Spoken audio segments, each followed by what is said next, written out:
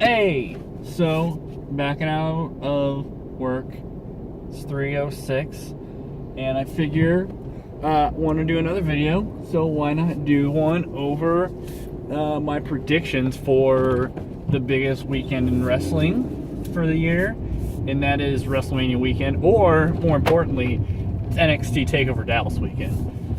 I say that because, you know, in case I haven't said enough times, NXT is basically the minor leagues of WWE, and they consistently put them to absolute fucking shame when it comes to story and match quality and everything. And they're both having like their kind of like they're the WrestleMania. NXT's having their version of WrestleMania, and it's just called NXT TAKEOVER Dallas. TAKEOVER is just the name of like NXT's pay-per-views. They just call them takeovers. So they're doing TAKEOVER in Dallas, which is the same city that they're doing WrestleMania. And WrestleMania isn't, they're not even calling it WrestleMania 31 anymore, because I guess like, or calling it 30, this would be WrestleMania 32. They're not even having numbers, they're just WrestleMania. They just, for some reason, think that having the number makes it sound old.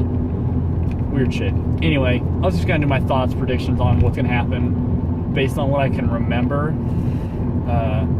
I thought about having like an actual like, you know, list of things, but I figure it kind of says something if I don't remember that your match is happening. So that's basically where I'm at with that. So I'll start with NXT because that's tomorrow, and that's what I'm super fucking pumped for. We're gonna have a bunch of cool matches. I'll start off with the tag team title match, which is Jason Jordan and Chad Gable, American Alpha, versus Dash and Dawson, the Revival. And I talked about them in my Roadblock preview, and I really like the Revival, and I really like American Alpha, because they're both like really straightforward wrestlers. Like no one's gonna be doing like flips and like super weird judo moves, no lucha libre or anything. It's just gonna be a lot of like, it's just gonna come off really authentic, really like real wrestling, if that makes sense. And the story that they're kind of going in there with this is that Dash Dawsons are fucking murderers, basically, that they just like destroy everybody they're in with. I never did a recap video of what happened in Roadblock, but basically when they fought Enzo and Cass, there's a really great moment where Enzo finally like breaks away. Enzo's in there getting his ass whipped, and he finally breaks away, and he's about to make the tag to Big Cass, and fucking Dash or Dawson, I forget which one, just comes flying in and like shoulder tackles Enzo, and he goes flying like a fucking frisbee out of the ring and like skids across the floor. It was tremendous. So they're building up as just like these fucking monsters. And Chad Gable and Jason Jordan both have amateur backgrounds, so like, you know, like real wrestling experience, to where Chad Gable went to the Olympics and didn't win a medal. He came real close, but he didn't win the medal. And Jason Jordan was at like the level to where he could win like, you know, a big time championship, and he lost in the final round. So the kind of idea that they're going into this is that not only are you know, Jason Jordan and Chad Gable like habitual runner-ups, so they're going to come real close, but they're never going to get it done when it counts. But also that, you know, they're coming against probably the biggest threat they've had in the Revival. And honestly, if this was my thing, I would have the Revival beat them here. Have it just be a really stupid mistake that they should have thought about ahead of time. I'm not sure what that would be, but just have it to where they come up, so, like, just come up short again, and like then we can have it to where they're like, then we can have another story where it's them trying to finally battle back from this and finally win, finally get the big one and finally win their championship. I think that'd be really good. But if they win here, I wouldn't be sad. But yeah, that's what I'm saying. I think that the Revival should win, but I also think that American Alpha is just so amazingly over and so popular, and they're just so good like they have great charisma and great just in-ring work that they're probably going to win. Next match I can remember is Asuka versus Bayley. I cannot wait for this match. It's basically how everyone's putting it is the two best women in the world right now having a match at the biggest stage they possibly can at the moment. Little background, Bayley is basically the girl next door, and she just tries so hard, and like she will not give in, she will not give up, and she's just bound and determined to just pull it out. She's basically for a long time she had the same story as American Alpha, where she would get so close and then it would get pulled out from her or something like that, and then she just she buckled down, and she went on a tear, and she finally got that championship, and it felt so good. She's the champion right now, and it's she had a match with Nia Jax, and Nia Jax beat the complete fucking piss out of her. I was like, that's one of the few matches in a long time that just had me with my hands like on both sides of my head, just going, oh my god, just stop the match, she's gonna fucking die. Because Nia Jax just this gigantic black woman that just kept sitting on her fucking face. But luckily, since Bayley is just a fucking diehard, she like managed to slap on a fucking guillotine and choke Nia Jax out. It was great. But now she's going against Asuka.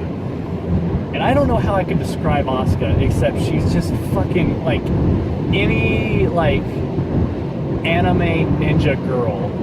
That's Asuka. Like one of the main things she does is she'll get like someone's trying to get into her head, because they can, like a woman can't out wrestle her, so they think, well, maybe we can get into her head, and so they just go and they just slap the shit out of her and just call her like a punk ass bitch. And then like Asuka's only retort is to fucking turn her head slowly and like lick up the blood or like whatever she's doing. It's just like fucking like bore her fucking eyes with this other woman. And then that's when those women know that they done fucked up, and Asuka just tees off on them. Asuka is the only girl I think I've ever seen to have won a match, not once, not twice, but 3 different times by fucking knockout. It's great. And she's going against Bayley, and I have no idea who could win this. I gotta think that it's gonna be Asuka, because I feel like Bayley's kind of run her, like, has done all she can in NXT, and they might be bringing her up to the main roster. So if I had to guess, I'd say it's gonna be Asuka to win. And it's gonna be such a hard-fought, like, bittersweet win, too. So yeah, Asuka. Let's see, what's another match? Austin Aries versus Baron Corbin. Austin Aries is the greatest man who ever lived. That's what his thing is. And he was making his grand debut in NXT, and Corbin, who feels slighted by any indie guy for coming in with like a little bit of fanfare, just comes in and beats the complete shit out of Austin Aries. Just kind of send a message to him. And Austin Aries is like, alright, I hear your message, so let's fucking fight. Awesome. Baron Corbin's kind of deal is that he was, someone called him and was like, hey, you're really big and strong, will you please come wrestle for us in WWE? So he's like, awesome, I'll do it. And a lot of times he'll win his matches within 7 seconds. Like, just grabs a guy, slams their face into the ground and pins him. And Austin Aries is small. Like, he's probably under 6 foot tall, probably just about 200 pounds, mostly muscle. So he's got his work cut out for him, but I'm still saying, since it's Aries' debut match, that Austin Aries is going to walk away with a win. And I think Baron Corbin might be getting called up soon. He's been down there for a long time. He's just kind of been in a holding pattern. I just think they're waiting for something for him to do. So yeah, Austin Aries. I think. What else is there? There's probably going to be Elias Sampson versus Apollo Crews. Sorry. I don't really care. Man, Apollo Crews is awesome because he's built like a brick shithouse and moves like the fucking Flash. And Elias Sampson's a piece of dog shit, and he's getting scraped off the boot of NXT right now. So Apollo Crews all the way. And then what do we have? The one match I keep kind of skirting around is probably the one I'm looking forward to the most, and that is Shinsuke Nakamura versus Sami Zayn. And anyone who knows me knows how fucking much I will just go on and on about how fucking great Sami Zayn is. He's the same thing as Bayley. He wins matches because he doesn't give up, and he will pull out in the end. And but except he didn't. So he was in a series of matches with Samoa Joe. He was in one of the fucking greatest things I've ever seen. He had a triple threat match with him, Samoa Joe, and Baron Corbin, and Sami Zayn and Samoa Joe both had a submission hold on Baron Corbin. So when he tapped out, the referee didn't know who won. So he just said they both won. So Regal's like, well, shit, that means we don't have a number one contender. Okay, well, you guys gotta have another match. So they have another match, and it ends up where Sami Zayn does a haluva kick, which is where he just puts him in the corner and just like sprints as fast as he can and kicks him right in the fucking face. And like he was so beat to shit that he just kind of lays on top of Samoa Joe. But when he did that, his shoulders were on the mat and Samoa Joe's shoulders were on the mat. So technically, they both pinned each other. So again, we still don't have a number one contender. So they have it set. They're gonna have a 2 out of 3 falls match. So that means there's gonna be 2 pinfalls to win out of 3 possible wins, and that's gonna be the opening match on a show with like 6 other matches. Doesn't end up happening that way. Samoa Joe and Sami Zayn beat the complete shit out of each other for an hour straight. They had to cancel all the other matches because these guys were still going. Fucking tremendous. But Samoa Joe ended up winning.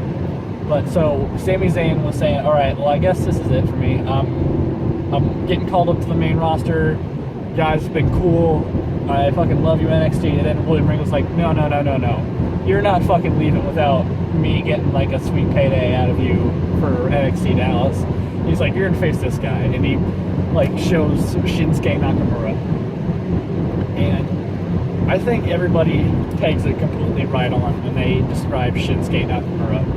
He is Michael Jackson meets Mick Jagger meets fucking Mike Tyson, except his knees are his fists.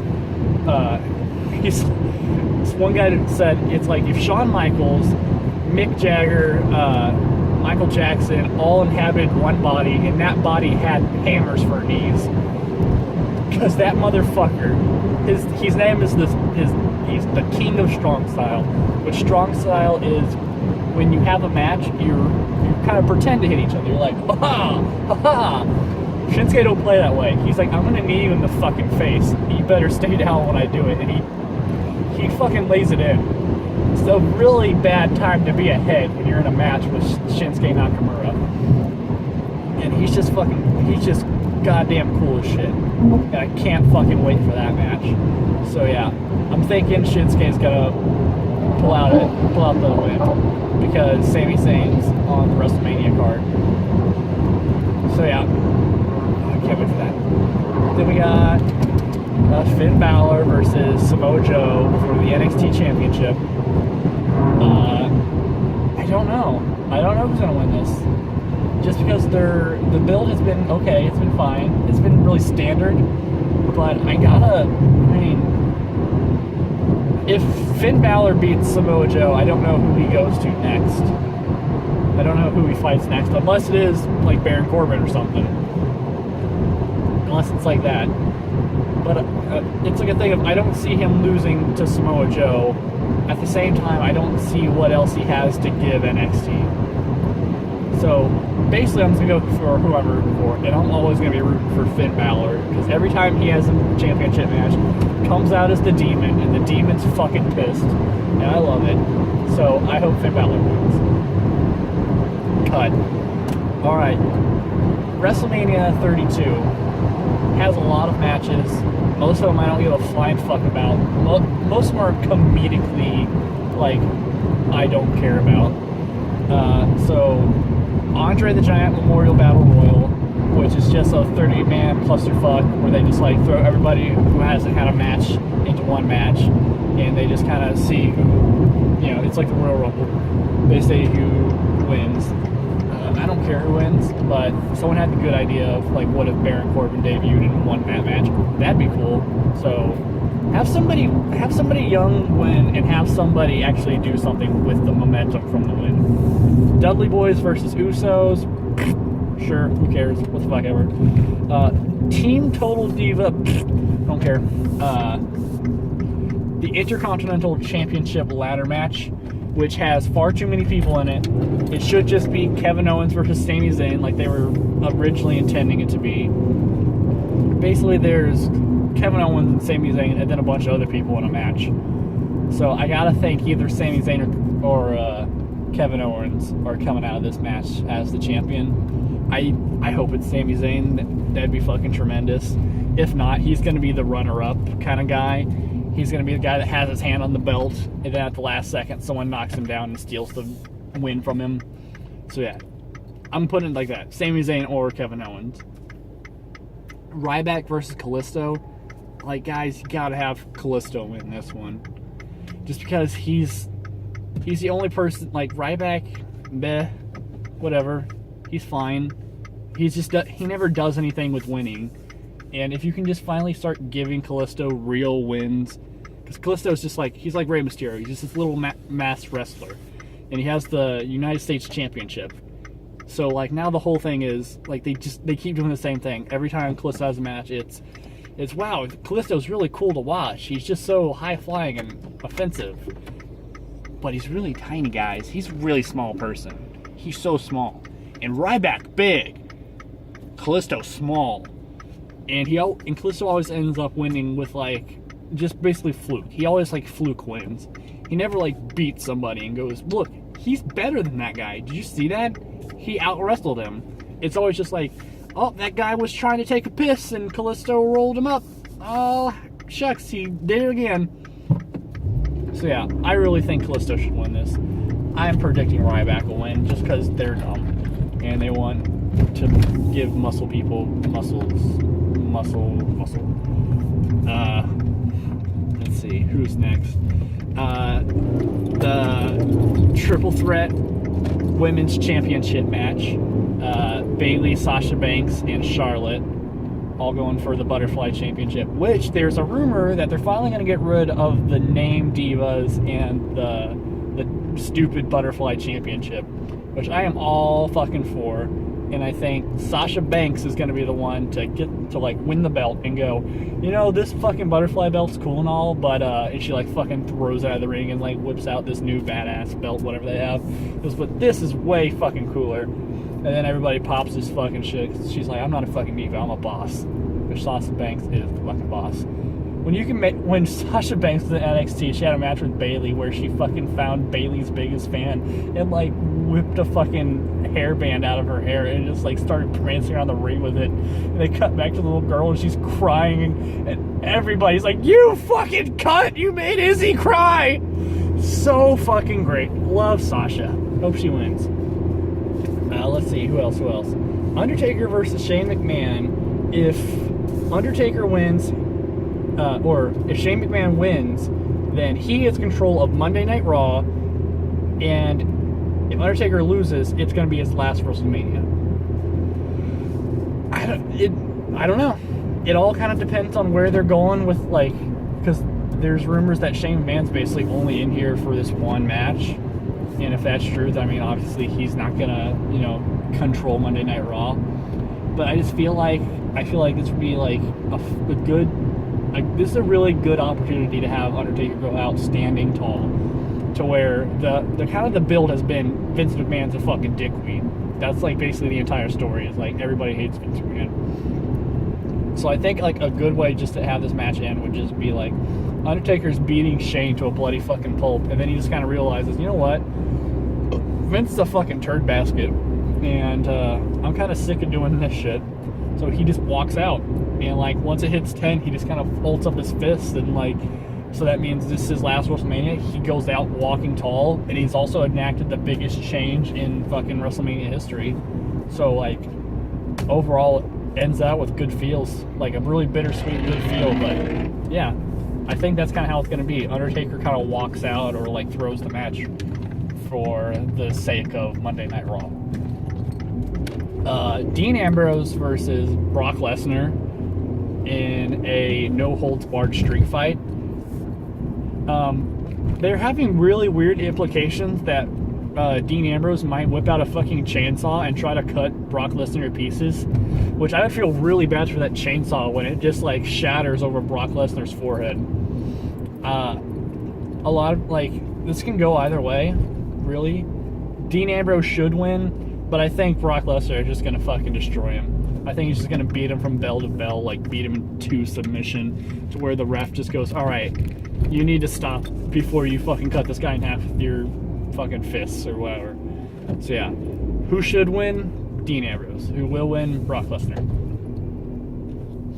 And let's see, I think the only other match I can remember is Roman Reigns versus Triple H. And there's so many things they can do with this, because people still fucking hate Roman Reigns like they fucking hate having diarrhea. Like, it's really sad when the guy that comes out on a fucking weekly basis for the past 2 gosh be damned years and like just talks shit in the ring and for 15 minutes at a time is still getting more cheers than, you know, the guy that they're trying to get to be the next John Cena 10 years after people stopped liking John Cena. I don't know. There's a lot of ideas, like Roman Reigns turns heel and does this, Triple H retains and they go on to something else. I'm just straight up seeing like Roman Reigns wins, and maybe next night on Raw they try to debut somebody who is gonna be booed harder than Roman Reigns, or I don't know. If it was all up to me, it would be a Roman Reigns heel turn, and then you can have people like Sami Zayn, you can have people like Dolph Ziggler, Cesaro, John Cena, like Dean Ambrose, Seth Rollins when he comes back, like all kinds of people feud with him, because right now if he stays a face, he's got nobody once he beats Triple H. Like, he fights, Brock Lesnar, and then he gets complete shit beat out of him, or he beats Brock Lesnar and everybody fucking hates him more.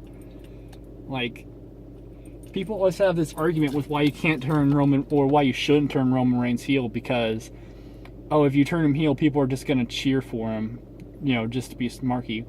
It's not necessarily true, because nobody likes Sheamus.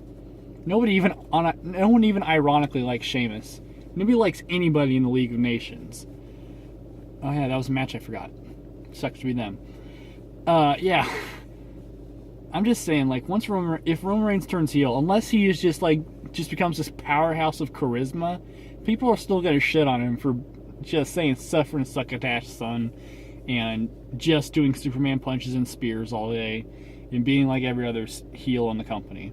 Unless he's just so vastly different than anything else anybody's ever seen.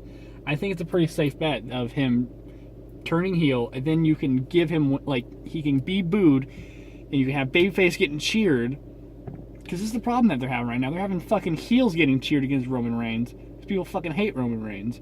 If he was heel, people would fucking boo him and cheer for Dolph Ziggler, finally. Or just cheer for guys who are finally actually trying to get fucking cheered. So that's what I'm saying. WrestleMania 32 needs to end with Roman Reigns being a heel. In some way, fashion. Just do that.